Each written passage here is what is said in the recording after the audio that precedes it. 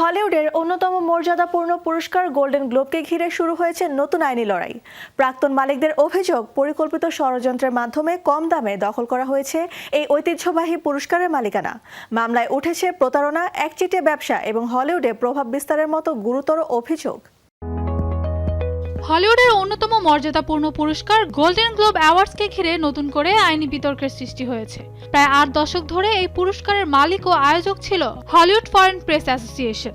এবার সেই সংগঠনের সাবেক সদস্যরাই বর্তমান মালিক পেনস্কে মিডিয়া কর্পোরেশনের বিরুদ্ধে যুক্তরাষ্ট্রের ক্যালিফোর্নিয়া ফেডারেল আদালতে মামলা করেছেন।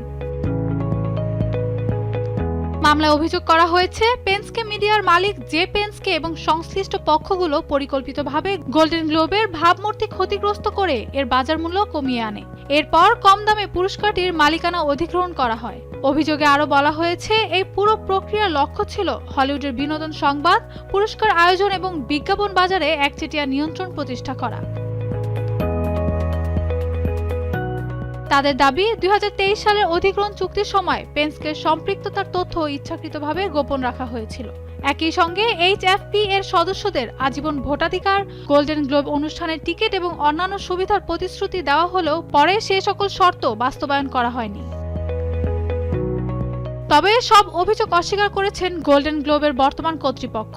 তাদের দাবি, HFP এখন বিলুপ্ত একটি সংগঠন এবং এই মামলা সম্পূর্ণ ভিত্তিহীন।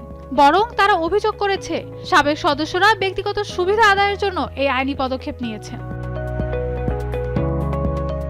মামলায় অন্তত $150 মিলিয়ন ক্ষতিপূরণ দাবি করা হয়েছে। পাশাপাশি HFP বিলুপ্তির চুক্তি বাতিলেরও আবেদন জানানো হয়েছে। ফলে হলিউডের অন্যতম প্রভাবশালী এই পুরস্কারকে ঘিরে আইনি লড়াই এখন নতুন মোড় নিতে যাচ্ছে। Mahbuba Mustarin, showbiz tonight.